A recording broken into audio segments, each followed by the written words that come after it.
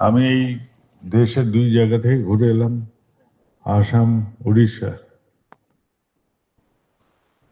সব মিলিয়ে প্রায় 1 মাসের মতন, কি 1 মাসের অধিক এই যাত্রার মধ্যে বহু মানুষের সাথে দেখা, অনেক মানুষ, অনেক জায়গা। তারা তাদের মতন করে ঠাকুরের কাজ করছেন, চারিদিকেই এরকম করে কাজ উঠছে।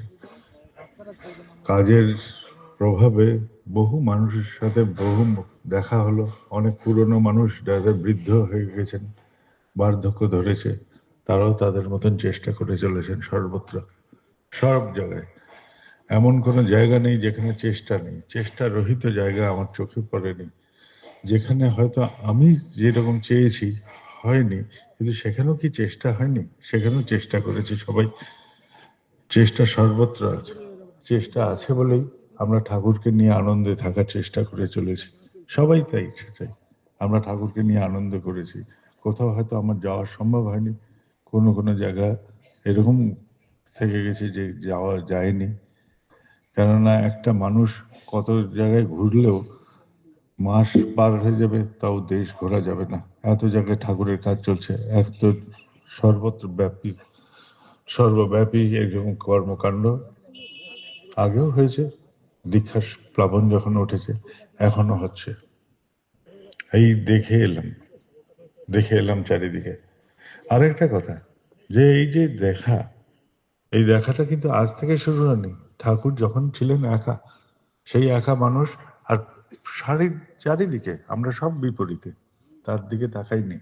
জানি না তিনি কি বলতে চাচ্ছেন আমাদের জন্য, ওনার কি কথা সেটাই আমরা বুঝতে চাইনি।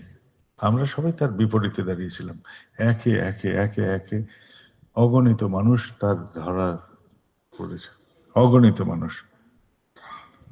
আমরা টাকা পয়সা, যশ ঐশ্বর্য ইত্যাদিতে বিভোর থাকা মানুষ। আমাদের ঘর আছে, সংসার আছে, পরিবার আছে, আমাদের রোজগার আছে, সংসার চালানোর দায় আছে, দায়িত্ব আছে।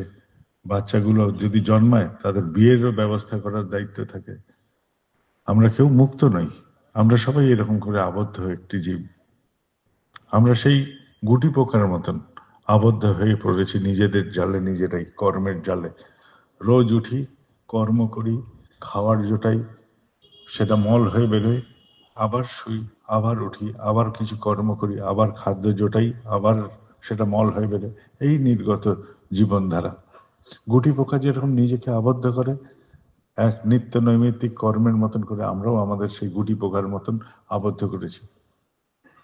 একটা মথ নিজেকে আবদ্ধ করতে করতে করতে একটা ছিদ্র যেটা অবশিষ্ট থাকে সেটাও সে বন্ধ করে দেয়। আমরাও সেরকম করে নিজেদের জালে নিজেরাই পড়ে চলেছি সমানে। এই তার মধ্যে এক বিন্দু যে ফাঁকা রাখার চেষ্টা করি, গুটি পোকার মধ্যে সম্পূর্ণ বন্ধ করে দিই না নিজেকে, সেটাই আমাদের ঠাকুর। সেটাই আমাদের ঠাকুর। ওই যে আশার কিরণ এক বিন্দু হয়ে আমার জীবনে এসে উপস্থিত হয়। আমি মনে করি না, এটা বন্ধ করলে আমার নিঃশ্বাস বন্ধ হয়ে যাবে, আমি পারবো না। জানিয়ে আমরা থাকি, যা নিয়ে থাকি, উপার্জন, পরিবার, কর্ম, সবকিছু একদিন একদিন করে চলে যায়। একদিন একদিন করে যে পরিবার, যে সংসার নিয়ে আমরা থাকি, যদি সেই পরিবারের কারোর কিছু হয়, আমরা হতাশায় ভুগি। আমাদের বুক ভেঙে যায়, ছাতি ফেটে যায়। আমার জন্ম দেওয়া সন্তান আমার সামনে যখন মারা গেল, তখন আমার বুক ফেটে যেতে পারে, কিন্তু তাও আমি বেঁচে থাকি কি নিয়ে?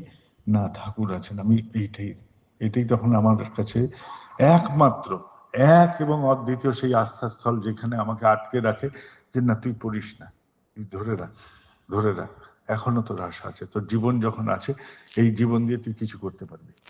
এই কিরণ, এই আমাকে দেয়। যে ধন সম্পত্তি আমি রোজগার করলাম, সারা জীবন ধরে পরিশ্রম করলাম, যা নিয়ে বিদ্যা উপার্জন হলো, আমার জ্ঞান, বিদ্যা, দিনের শেষে দেখা যায় কখনো কোনো জায়গায় সেই জায়গাগুলো আমাকে পূরণ করে দিতে পারে না। এই হতাশার মুহূর্তগুলোতে তখন কিন্তু ঠাকুরই থাকেন একদম অদ্বিতীয়। আমরা যারা ঠাকুরের কাজ করি, নিরন্তর সে একটা প্রশ্ন করে, এই যে তোমরা ইষ্টভৃতি করো, কি পাও তাতে?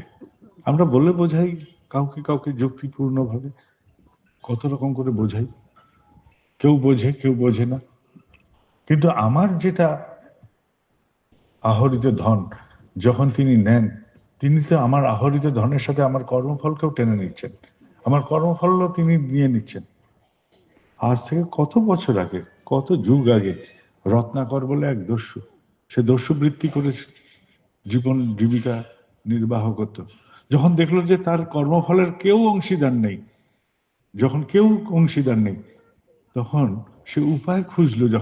তখন তাকে কি বলা হলো? রাম নাম জপ করো, রাম নাম জপ করো, তাতে নাকি তার মুক্তি। রাম নাম জপে তার মুক্তি হলো। আর আজ এক ডাকাতি করে থাকা মানুষ কোন এক ঋত্বিককে ধরেছে, সে ঋত্বিক তাকে দীক্ষা দিয়েছে। সে দীক্ষা দেওয়ার পরে সে একটা ঠাকুরের ছবি দিয়েছিল, সেটা সে গাছের কুটুরিতে রেখে দিল। আর সেখানে রেখে দিয়ে সে ডাকাতি, যে দস্যুবৃত্তি, তাই করে চলেছে। কোন এক ঠাকুরের মানুষ তাকে একদিন বলল যে তুমি এরকম করে ঠাকুরকে এরকম করে রেখেছো গাছের কুটুরিতে, একটা ঘর বানাতে পারছো না? বলে কে জমি দেবে? সে ব্যবস্থা করলো, জমির ব্যবস্থা হলো তার। জমি যখন হলো, শর্ত একটাই রাখলো, এই ডাকাতির পয়সায় ঠাকুর ঘর হবে না, তোমাকে ভিক্ষা করে দুয়ারে দুয়ারে হাত পেতে তোমাকে এই ঘর নির্মাণ করতে হবে। ডাকাত চললো সেই ভিক্ষা করতে, সে ডাকাতি ভুলে গেল। ওই ভিক্ষা করতে গিয়ে ডাকাতি ভুলে গিয়ে সে পরিবর্তিত হয়ে গেল, তার সমস্ত সত্তার পরিবর্তন হয়ে গেল। কোথায় নাম জপ? তুমি তো আমাকে বিভোর করে দিলে। কোথায় নাম জপের গল্প বলি? এসছে এখানে এক মাতাল, তার বউ গেছে, বাচ্চারা গেছে, পরিবার গেছে, চাকরি গেছে, কিচ্ছু নেই, নিঃস্ব হয়ে গেছে। একবারে মদ খেতে খেতে খেতে পাঠিয়ে দিলাম তাকে তার স্থানে। সেখানে কোনো ঠাকুরের ঋত্বিক তাকে ধরেছে, বলে চল বেটা, দীক্ষাপত্রের কাজ চলছে, চল। জোর করে নিয়ে যায়, জোর করে নিয়ে যায়, জোর করে নিয়ে যায়।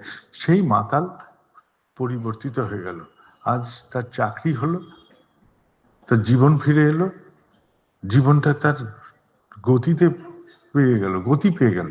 সে শেষ হয়ে যাওয়া জীবন, এটা তো তোমারই দেওয়া, তোমারই দেওয়া। সে ঠাকুরের মানুষ, ঠাকুরের পাঞ্জাধারী কর্মী, যে সে তো তোমারই মানুষ, তাহলে তোমারই হাত ছিল ঠাকুর। আমি যে রূপে দেখি সেটা তো তোমারই হাত, যে মানুষই আসুক সেটা তো তোমারই হাত। কোন এক কালে কোন এক মাতাল এসে উপস্থিত, তুমি ধরিয়ে দিচ্ছ তাকে, বলছে মদ ছাড়বেন কেন, এই নেন।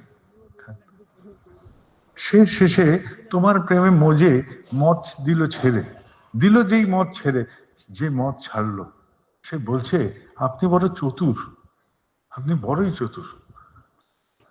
এসছিলাম আশ্রয়, দিলেন প্রশ্রয়, ছাড়িয়ে দিলেন মদ। এ কোন লীলা চলছে আমার সাথে, আমি তো বুঝি না। এটাই গল্প, তোমার গল্প এরকম। তুমি কি করছো, আমাদের নিয়ে কি খেলা চলছে, এ আমাদের বোঝার ক্ষমতার বাইরে, এ আমাদের বোঝার ক্ষমতার বাইরে। সত্যিকারের যদি আমরা গভীরভাবে ভাবি যে আমরা কেউ হয়তো কোনো সরকারি পদে অধিষ্ঠিত হতে পারি, বিশিষ্ট, কিন্তু সেটা বিশিষ্টতা সরকারি জায়গায়, ঠাকুরের জগতে না। ঠাকুরের জগতে আমরা সবাই সাধারণ, যেরকম আছি নাংলা। আমাদের বিশিষ্টতা একমাত্র তোমার ভালোবাসায়, যদি ভালোবাসতে পারি এক বিন্দু, সেটাই আমার বিশিষ্টতা হতে পারে। এ ভিন্ন আর কোনো বিশিষ্টতার কোনো স্থান আমাদের মধ্যে নেই মনে হয়। উনি সরকারের বিশেষ পদে আছেন তাই বিশিষ্ট কর্মী হতে পারেন না, উনি সরকারের বিশিষ্ট কর্মী, কিন্তু ঠাকুরের একটি মানুষ, এটা হতে পারে। ঠাকুরের বিশিষ্ট কর্মী যদি হতে হয়, তাহলে তার রূপ আলাদা হবে। কথায় আছে বীরভোগ্যা বসুন্ধরা, এই কথা ঠিক। বিশ্বাস, নির্ভরতা, আত্মত্যাগ, এই হচ্ছে বীরের লক্ষণ। তাই বীরত্বের লক্ষণ যদি এটাই তিনটে হয়, তাহলে কখনো ভেবে দেখেছি বীরভোগ্যা বসুন্ধরা কিসের? বীরভোগ্যা বসুন্ধরা, বীর কথাটার যদি আক্ষরিক ভাবে দেখা যায়, বীর মানে শুধু যুদ্ধবীর নয়, অসামান্য কর্মীকেও বীর বলা হয়। তাহলে অসামান্য কর্মী। আর বসুন্ধরা, যে আমাকে ধারণ করে রক্ষা করে, তাই তারই নাম বসুন্ধরা। যা আমাকে ধারণ করে রক্ষা করে, পরম দয়াল তুমি আমাকে ধারণ করে রেখেছো, তুমি আমাকে রক্ষা করছো, তাহলে তুমি আমার বসুন্ধরা। তাহলে তোমাকে আমি উপভোগ করতে পারি তখনই যদি আমি অসামান্য কর্মী হই। আর অসামান্য কর্মীর লক্ষণ কি? অসামান্য কর্মীর কথা বিশ্বাস। আমার মনোবিকার উপস্থিত হয় না তোমার হয়ে ওঠার অভ্যেস, তোমার হয়ে ওঠার জন্য আমার মনোবিকার উপস্থিতি হয় না, এটাই হচ্ছে বিশ্বাসের। নির্ভরতা। আমার যাই আসুক, ঝড় ঝঞ্ঝাট, বিপদ আপদ, আপনজনের বিচ্ছেদ, আমার অর্থনৈতিক দুর্গতি, আমার আস্থা তোমাতে নড়ে না, এটার নাম নির্ভরতা। আর আত্মত্যাগ, আত্মত্যাগ মানে প্রাণ ত্যাগ নয়, অহংকার ত্যাগ। আমার স্বীয় অহংকারকে যখন আমি ছেড়ে দিতে পারি, তোমার প্রতিষ্ঠার জন্য আমার কোনো অহংকার নেই, তোমার জন্য আমি ওর পায়ে ধরে নিতে পারি, তাহলে আমার আত্মত্যাগ হয়ে গেছে। আর এই তিনটেই হচ্ছে বীরের লক্ষণ, এই তিনটেই হচ্ছে অসামান্য কর্মীর লক্ষণ, এবং এই অসামান্য কর্মীরাই কেবল তোমাকে উপভোগ করতে পারবে, এটাই হচ্ছে কথা। অসামান্য কর্মীরাই কেবল করতে পারবে। যার মনোবিকার উপস্থিত হয় না, তোমার হয়ে ওঠার জন্য কারোর মনের মধ্যে কোনো রকম অন্য গল্প আসে না, তোমার আমি, শুধু তোমার। আর যেখানে আমার যা কিছু ওলট পালট হয়ে যাক, আমার তাতেও তোমার প্রতি আস্থা টলে না, তার মানে হচ্ছে নির্ভরতা। যাই হোক, যেমনই হোক, আমি তোমাতে অচ্যুত, একদম। আর আমার সব নিয়ে, আমার যা কিছু আছে সব নিয়ে তোমার। আর আত্মত্যাগ মানে আমার কোনো অহংকার নেই, আমি কেন লড়তে যাব তোমার সাথে? তুমি যদি এই পোস্ট বা এই অধিকার নিয়ে খুশি থাকো, তাহলে থাকো খুশি, আমি পাশে দাঁড়িয়ে তোমার উপভোগ করব, তোমার চলাটাকে উপভোগ করবো, তোমার অহংকারকে উপভোগ করব, তোমার যা নিয়ে আছে তো তুমি সেটাকে আমি উপভোগ করে নেব, কারণ আমি ঠাকুরের, আমি ঠাকুরের হতে পারি। এইটাই হচ্ছে গল্প। এই অসামান্য কর্মীরাই কেবল তোমাকে উপভোগ করতে পারবে, এটাই অসামান্য কর্মীর লক্ষণ। এই মঞ্চে, এইখানে, এই সভায় দুদিন ধরে নানা রকম কথা হয়েছে। ছোটবেলায় একটা ছোট্ট একটা গল্প পড়েছিলাম, ছোট্ট গল্প। এক সিংহের বাচ্চা হারিয়ে গেছে, জঙ্গলের মধ্যে হারিয়ে গিয়ে ভেড়ার পালের মধ্যে গিয়ে পড়েছে। ভেড়ার পালের মধ্যে সে মানুষ হয়েছে, ভেড়ার পালের মধ্যে মানুষ হয়ে সে ভেড়ার মতনই ঘাস খায়, ভেড়ার সাথেই ঘুরে বেড়ায়। আসল সিংহ কোনো সময় ক্ষুধার্ত হয়ে ভেড়ার পালকে দিল আক্রমণ করে। আক্রমণ করতে গিয়ে দেখে যে ভেড়ার পাল দৌড়াচ্ছে পাই পাই করে, তার সাথে একটা সিংহের বাচ্চা, সেও দৌড়াচ্ছে পাই পাই করে। সিংহ তখন ভেড়ার পালকে ছেড়ে ওই সিংহটাকে ধরলো গিয়ে, তারপরে ধর চল বেটা, তুই বেটা সিংহের বাচ্চা, তুই ভেড়ার মধ্যে কি হতো করছে, ম্যাঁ ম্যাঁ করছে। আরে ম্যাঁ ম্যাঁ করছিস, চল। বলে নদীর কাছে জলের ধারায় নিয়ে গিয়ে বলছে, দেখ তোর চেহারা, দেখ তোর চেহারা, দেখ তোর চেহারা। এই চেহারায় কোথায় ভেড়ার চেহারা লুকিয়ে আছে? আছে তো সিংহের গল্প, আছে কেবল সিংহের গল্প। সিংহ আছে তোর মধ্যে লুকিয়ে, আর তুই ভেড়ার মধ্যে ম্যাঁ ম্যাঁ করছিস। দেখে ওঠ, গর্জন করে ওঠ, তবে বুঝি সিংহের বাচ্চা। সেই বাচ্চাও হুঙ্কার দিয়ে উঠল। এই হলো সিংহের গর্জন। গল্প হলো এরকম। কিন্তু বলি কি, আমি তোমার সন্তান, পরম পিতার সন্তান। আমি বলছি মুখে পরম পিতার সন্তান, আমাকে বলতে বলছেন তিনি, বলো তুমি পরম পিতার সন্তান। আর আমি থাকছি একটা দুপে মানুষের সন্তান হয়ে।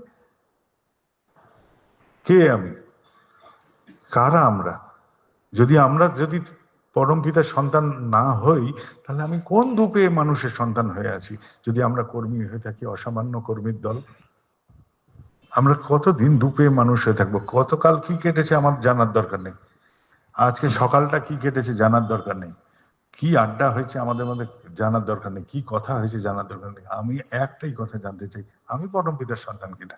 যদি হই পরম পিতার সন্তান, তাহলে গর্জে উঠুক সেই সিংহ আমার ভেতর থেকে, যে হ্যাঁ, আমি তোমাকে প্রকাশ করে ছাড়বো আমার আচরণ দিয়ে, আমার ব্যবহার দিয়ে। কি করেছি আমার জানার দরকার নেই, আমার অতীত, আমার সকালটা আমার অতীত, আমার এই মুহূর্তের আগের মুহূর্ত অব্দি অতীত, কিন্তু এই মুহূর্তটাই কি বলে, অন্তর কি বলে, যে আমি পরম পিতার যদি সন্তান হই, তাহলে তোমার মতন কেন হব না? আমি কার বাচ্চা হয়ে থাকতে পারি? আমি কারুর বাচ্চা না, আমি তোমার সন্তান, আমি তোমার মতন হব।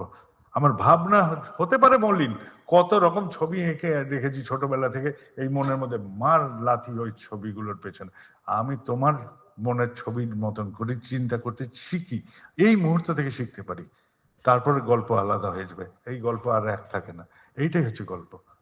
আর এইটাই, এই যখন আমি পরম পিতাকে প্রকাশ করছি আমার আচরণ দিয়ে, বলছি পরম পিতার সন্তান, থাকছি মানুষের বাচ্চা, হতে পারবেন না, পরম পিতার বাচ্চাই হতে হবে আমাদের। আর কি প্রকাশ করতে হবে তোমাকে আমার মধ্যে দিয়ে, এই যদি প্রকাশ করি, তবে হলো ঠাকুরত্ব জায়গা, না তো ঠাকুরত্ব বলে কিচ্ছু নাই। আর না ঠাকুর আছে না কিছু আছে, শুধু আমরা মেকি একটি ঘটনার সাক্ষী হয়ে থাকলাম এই জীবনটা। আর এই মেকিত্ব আমাদের প্রত্যেকের মধ্যে চালিয়ে যেতে পারে, চালিয়ে যেতে পারে। আমি অকপট তোমার কিনা, এই গল্পটাই থাক। এই গল্পটা নিয়ে আমরা বাড়ি ফিরি, হয়ে যাক, দেখা যাক না, চেষ্টা তো করি। আমাকে জিজ্ঞেস করছে, ইংল্যান্ড থেকে এসছেন, ইউকে থেকে, দাদা আপনি ওঠেন কখন? আমি বললাম আমি এইরকম টাইমে উঠে পড়ি, যখনই শুই আমি এইরকম টাইমে উঠি। পরক্ষণেই মনে হলো, আচ্ছা আমি এই কেন উত্তর দেব? আমি তাকে তো বলতেই পারতাম যে আমি কখন উঠি আমাকে জিজ্ঞেস করবে না, আমার বউ আছে, ওখানে গিয়ে জিজ্ঞেস করে আসো তো যে আমি কটায় উঠি আর আমি কি কি করি ঘরের অন্দরমহলে। তাহলে তুমি বুঝে নেবে আমি অকপট কিনা। আমার বাইরের প্রকাশ, এই বাহ্যিক প্রকাশটা গল্প হতে পারে না, আমার অন্দরমহলের প্রকাশটা আর বাহ্যিক প্রকাশটা একাকার কিনা মিলিয়ে দেখে নাও যে আমি কটায় উঠি, কি করি, সকাল থেকে আমার কার্যক্রম কি হয়, শুনে নাও। আমি কেন বলতে গেলাম বোকার মতো? এটা আমার বোকামি হলো। গল্পটা এই হোক, আমার বাচ্চাটাকে আমার বলতে হবে না যে আমি ঠাকুরের মানুষ।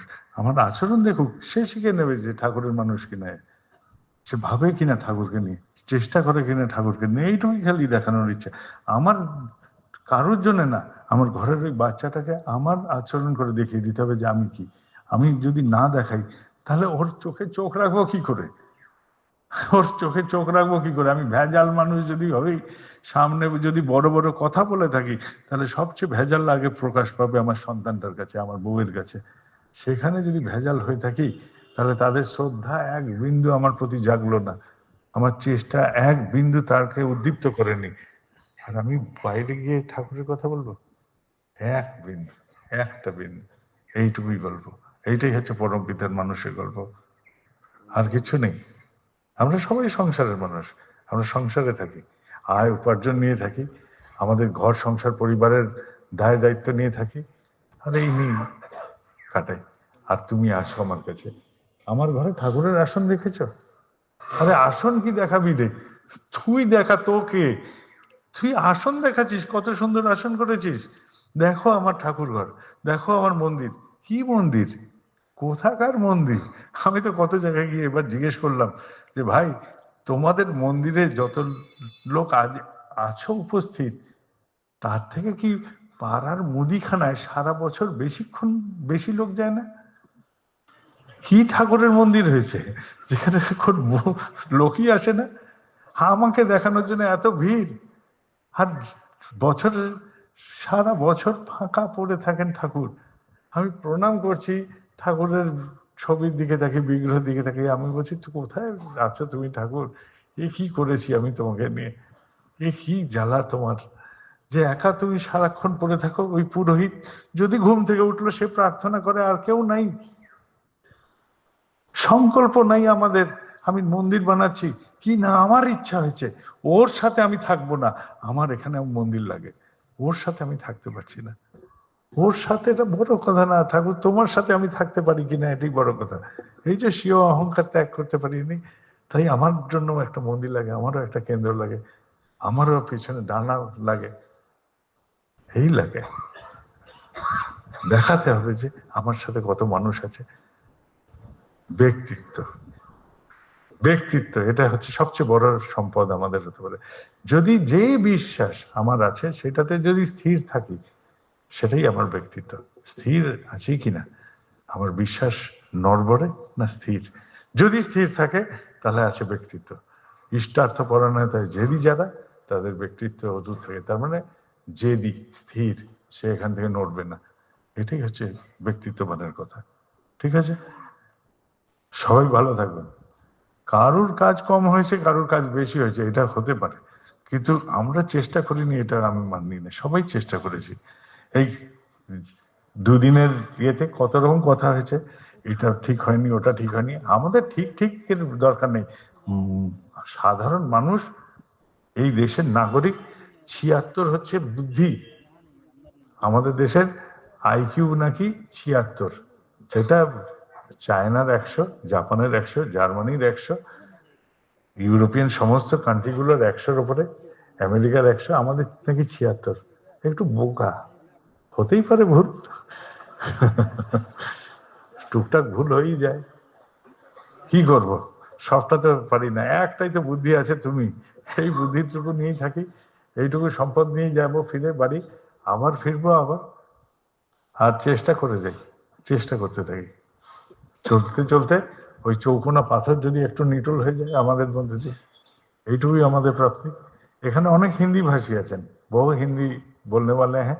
मैं तो बोल दिया बांग्ला में आ गया, आज बांग्ला में तो क्या करें, आप लोग पढ़ लीजिएगा सातोती में या कहीं भी जान लीजिएगा आसपास से। लेकिन मेरा भाषा शायद आप लोग को भी आ गया होगा, मैं क्या बोलना चाह रहा था, তাই না? সবাই ভালো থাকবেন। আমরা পারিনি এরকম না, আমি সবসময় পজিটিভ, যে হ্যাঁ পেরে গেছি, কিছু না কিছু করেছি, সবাই আনন্দ নিয়ে ফেলুন। ঠিক আছে, দীক্ষা আমরা এর আগেও চেষ্টা করেছি, আবার চেষ্টা করতে থাকি, এগোতে থাকুক। দীক্ষা যদি হয় তাহলে সবারই আনন্দ থাকে। আমরা বলতে ভয় পাই এখন, যে দীক্ষা দেব, বলতে গিয়ে ভয় লাগে যে এই দীক্ষাটা আবার সেই ভেজাল দীক্ষা হয়ে যাবে না তো। তো এই ভয়ে সবার আগে হলো কি, লেজটা গুটিয়ে গেল। এখন লেজ গুটিয়ে গেলে লেজের স্থান কোথায় আছে? আমি এবার আস্তে আস্তে একটা হনুমান মূর্তি দেখছি। তা আমি, সাথে ছিলেন পাবলিশিং এর দেবাশিস মন্ডলদা গাড়িতে। আমি বলছি যে আচ্ছা, হনুমান যে ধুতি পরেন, তা লেজটা বেরোয় কোনখান দিয়ে? আমার অনেক প্রশ্ন জাগলো। তো এখন যদি আমাদের লেজ গুটিয়ে যায়, তাহলে রাখবো কোথায়? ধুতি পরে সব কর্মীরা চলি, তো সে বড় বিড়ম্বনা করেন, গতি সেই জন্য মন্থর হয়ে যাবে, আমরা পারবো না। তার চেয়ে সহজ কথা, ফিলান্থ্রপিতে একটা জায়গা আছে, ফিলান্থ্রপিতে এখানে দীক্ষাপথের কাজ হয়। ওই নাম্বারটা যদি সম্ভব হয় আমি বলবো যে নেটে দিয়ে দিতে, সবাই সব কর্মীরা নিয়ে নেবেন। ওই দীক্ষাপত্রের এন্ট্রি যেখানে হচ্ছে সেখানে খালি ফোন করে নেবেন যে এই এই মানুষটি দীক্ষা নিয়েছেন বলছেন বা এরকম করেছেন। এখানে কত লোক আসে, তাদের ঠিকঠাক করে দেওয়া যায়। 3 বছরে দীক্ষা নিয়েছে, এরকম হয়েছে, 3 বছর বয়সে হয়নি দীক্ষা, সে নাম নিয়েছে, তারপর সে ভেবেছে দীক্ষা হয়ে গেছে, সস্তনীয় হয়ে গেছে, পরে এসে বললো যে আমার দীক্ষার তো ইয়ে পাচ্ছি না, তারপরে আবার দীক্ষা হলো, এরকম হয়েছে। দিয়ে দেবেন দীক্ষায়, ও একদম ভয় পাবেন না। আরে রাইট রং বলে কিছু নেই, সব রাইট, ঠাকুরের দরবার এটা, কোনো রঙের বিষয় না, সব আমরা পারবো, পেরে যাই, করতে থাকি একদম। এই ভয়ের চোটে আমাদের সবচেয়ে বড় ধরে গেছে ভয়, যে যদি আমাদের নম্বর কাটা যায়। কোনো নম্বর কাটাকাটি নেই, আমি আছি পাশে, সোজা চলে যান। ঠিক আছে, প্রাণ খুলে কাজ করেন, যেটা ইচ্ছে করতে থাকেন, ভুল ভ্রান্তি সব আমি বুক পেতে নেবো, আমি ঠিক করব, চিন্তা করবেন না, এগিয়ে যান। যদি হয়ে থাকে সেটাকে আমরা ক্যান্সেল করে নেব, কিচ্ছু দরকার নেই। যদি হয়েও থাকে, এটাতে কোনো নম্বর কাটাকাটির ভয় পাবেন না, আমি আছি তো। ঠিক আছে, জয় গুরু। ঠিক আছে, নিশ্চিন্ত হয়ে, মাথার উপর এত বোঝ, এই কার্যালয় সেই কার্যালয়, মন্দির পরিচালনা এই পরিচালনা, একটা ভালো কথা বলো, এসব তো গেল, নির্ভয়ে এগোবো, এইটুকুই ঠিক থাকলো। না তো লেজটা আবার কোথায় ঢুকবে, ধুতির মধ্যে লেজ দেখাবো, একটু বিড়ম্বনা। ভালো কথাটা হচ্ছে, একটা জায়গায় সব আসে, কেন্দ্র মন্দিরে আসে, আমি বলি যে দেখুন, নানা রকম উদ্ভাবন করে করে চলতে হয়, মন্দির কেন্দ্র পরিচালনার সময় উদ্ভাবন বুদ্ধি রাখতে হয়। তো এক জায়গায় আমি বললাম যে আচ্ছা, আপনাদের সবসময় কর্মীদেরই পরিচালনায় থাকতে হয় কেন পাঞ্জাধারীদের? এই শুনে এইবার প্রথম একটি কর্মী বৈঠক হলো, পরিচালক সৃষ্টি হচ্ছে সেই মন্দির পরিচালনা, চারিপাশে খবর গেল আমাদের বরাক ভ্যালির করিমগঞ্জে। সেখানে সমস্ত উপযোজক কেন্দ্রের ভিত্তিতে ঠিক করা হলো কে কে ভালো মানুষ আছে, সবাইকে নিয়ে একটা মিটিং বসলো, কেউ পাঞ্জাধারী থাকবে না। এবং পরিচালনার সময় 3টে ব্যক্তিকে নির্বাচন করতে হবে, যার মধ্যে অচ্যুতভাবে ইষ্টনিষ্ঠা একদম, সে টাকা ছোবে না। আরেকজনকে, যার কোনো অহং থাকবে না, যে তার কাছে হিসাব চাইলে তার অপমান লাগছে, তার থাকবে একদম অচ্যুত ইষ্টনিষ্ঠ, কিন্তু তার অহংকারও পরিমিত থাকতে হবে। আর তৃতীয় জন, যিনি হিসাব নিয়ে যাবেন।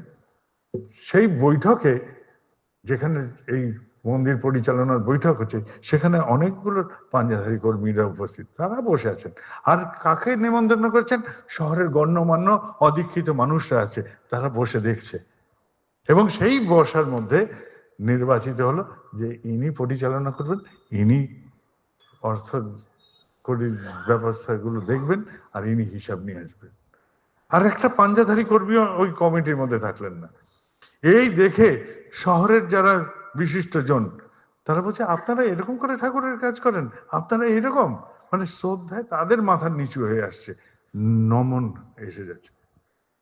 এইটাই এই কয়েকদিন আগে এসছে আমার কাছে। আমি বললাম কি, শুধু তোমরা আসবে কেন গুরু ভাইরা, তোমরা অদীক্ষিতদের চেনা পরিচিতদের ডাকো। শুনলাম যে প্রচুর অদীক্ষিত মানুষ এসছে, আমি তাদের দিলাম বকা, ফ্রিতে ঠাকুরের খাওয়ার খাওয়ালে, তাদের সাথে একটা ঠাকুরের কথা বলেছ, শুধু ভান্ডারার প্রসাদ খাওয়াতে ডেকেছ অদীক্ষিতদের, এইটা আমি মানতে পারি না। তুমি বলনি কেন বসে বসে, তোমরা যারা ছিলে দীক্ষিত তাদের কেন যাজন করনি যে আমি ঠাকুর নিয়ে কেমন ভাবে চলছি, এই কথাটা অন্তত তাদের মনে ঢোকাও যে আমরা কেমন ভাবে চলছি। এই কথার পৃষ্ঠে যখন কথা এগোতে থাকবে, কত লোক ওদের মধ্যে থেকে দীক্ষা নিত, সৎনাম নিত। আমরা সেই চান্সগুলোকে মিস করছি। আমি টানছি না, হাত ধরে টানছি না, আগে টানতাম, হাত ধরে টানাটানি করে বসুন বসুন, এই অসুস্থ আছি, হ্যাঁ আপনার অসুখ ঠিক হয়ে যাবে, বসুন দীক্ষা নেন, এই গল্পগুলো বন্ধ হয়েছে। কিন্তু আমি তো যথাযথ যাজন করতে পারতাম, যথাযথ যে আমি কেমন ঠাকুর নিয়ে চলছি, আমার জীবনে কি কি পরিবর্তন হচ্ছে, এই গল্পই তাকে উত্থান করতে পারতাম, পারতাম না?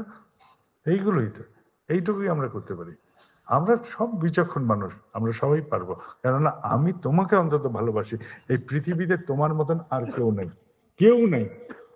বাজারে কত দেখবো, আগেও কত দেখেছি, কিন্তু আমার কর্মফল তুমি নিত্য গ্রহণ করো ঠাকুর, আর কেউ করে না।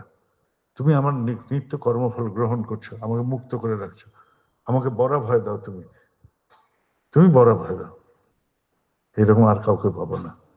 প্রবচন দিতে গেলে সামনে বসলে এত দেবো, মাঝখানে বসলে এত দক্ষিণা লাগবে, ওখানে বসলে এত দক্ষিণা লাগবে, শেষে বসলে এত দক্ষিণা লাগবে, কাছে এসে নিবেদন করলে এই লাগবে, ওই ঘরে গিয়ে নিবেদন করলে এই লাগবে। এই তো আমাদের গল্প প্রভু। আর তুমি খালি গায়ে বসা, একটা টিনের ঘর, সাধারণ মেঝে, তার থেকে আমাদেরই ঘরের হয়তো মেঝেগুলো অনেক চকচকে থাকে।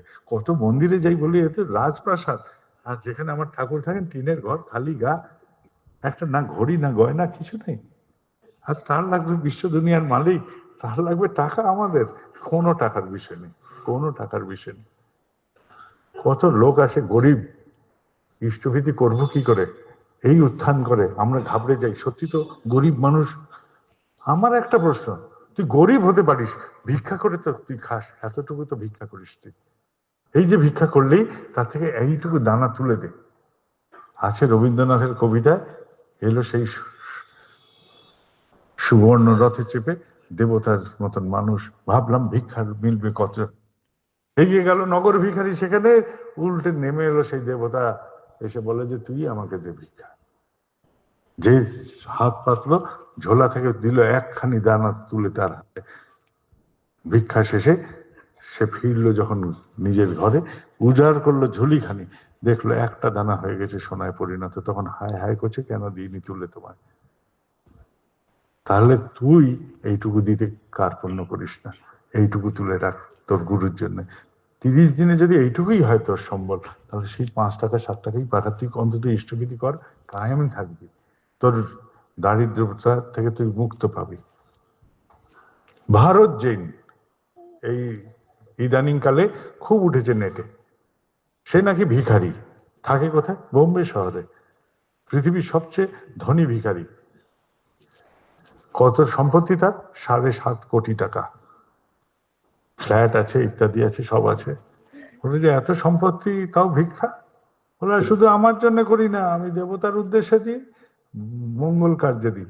ইষ্টভীতিরই নামান্তরে সে করে, সে তার তার মতন করে সে ইষ্টভীতি করে চলেছে। তাহলে সেও ইষ্টভীতি মুক্ত নয়, তার মতন করে সে করে ইষ্টভীতি। তাহলে তুই এইটুকু চাল যদি তুলে রাখতে পারিস, তাহলে তুই রাতারাতি হয়তো ভারত জৈন হবি না, কি ধনী হবি না, কিন্তু তোর দারিদ্র ব্যাধি যেটা তোর অন্তরে ঢুকে গেছে, তোর রক্তে ঢুকে গেছে, মাথায় ঢুকে গেছে, সেটা থেকে মুক্তি হবে। আর তুই হয়তো কোনোদিন অর্থাৎ সুবিধা দেখতে পারবি, জীবনটা সুবিধা হবে। এই সামনেই বসে আছেন আমাদের জীবনদা, একটা কাপড়ের মেলা টাঙনা, বিধবাদের ভরা, সেই কলোনির মধ্যে থাকে পা কাটা একটি ছেলে। বর্দার সাথে দেখা ওখানে, তারপরে তো তার প্রেমের জালে পড়লো আটকে, আর যেতে পারলো না, আটকে গেল ঠাকুরের কাছে। সে হতদরিদ্র মানুষের ঘর হয়েছে, তার অট্টালিকা হয়েছে, সেখানে ঠাকুরের আসন আছে, ঠাকুর নিয়ে এসে থাকে। এইটাই হচ্ছে আমাদের গল্প। কি একটা জিনিস কায়েম থেকে গেছে, ঠাকুর তোমাকে ধরে রাখার জন্য যেটুকু করা যায় অন্তর দিয়ে সেই নিয়ে করেছে। তার জীবনে যা কিছু হয়েছে সবটাই তো ঠাকুরের দান, খালি করে রেখেছে কি ধরে রেখেছে, ধরে রেখেছে। এই ধরে রাখার জন্যই একটাই কাজ করতে হবে তোমাকে, ইষ্টবিধি। এটাই মানুষকে বলতে পারি। সবাই ভালো থাকবেন, আনন্দ নিয়ে ফিরবেন। এখানে যদি কোনো কথা হয়ে থাকে যেটাতে মন ভারাক্রান্ত হয়েছে, আনন্দ নিয়ে ফেরেন। হাসতে তো এখানে ট্যাক্স লাগছে না, তাহলে আপনারাও হাসি খুশি হয়ে ফিরবেন, তাই আমি বলি। ঠিক আছে, আমি গেছিলাম এবার যেখানে গেছি, গিয়ে বলছি এই, এক জায়গায় গিয়ে বলছি এই, ধরা যাক একটা আলুর গুদামে আগুন লেগেছে, কি করবে? সবাই বলছে যে আগুন নেভাতে যাবো। আমি আগুন তো লেগে গেছে ভাই, আর নেভাবে কি? তার চেয়ে ঘর থেকে নুন নিয়ে যাও, ওরা আলু ছাড়িয়ে খেয়ে নাও, আর বলো যে ভাই আবার লাগলে জানিও, আসবো নুন নিয়ে, সদল বলে। যদি হয় বিপদ, হয়ে গেছে যখন বিপদ, সেখান থেকে আনন্দ করে নিতে পারি আমরা। জয় গুরু, ভালো থাকবেন সবাই। আর যারা যারা বাড়ি ফিরতে চান সাবধানে ফিরবেন, যাদের অনেকের ফেরা আছে আজকে, সবাই ফিরবেন সাবধানে। জয় গুরু, ধ্বনি দিয়ে দেন।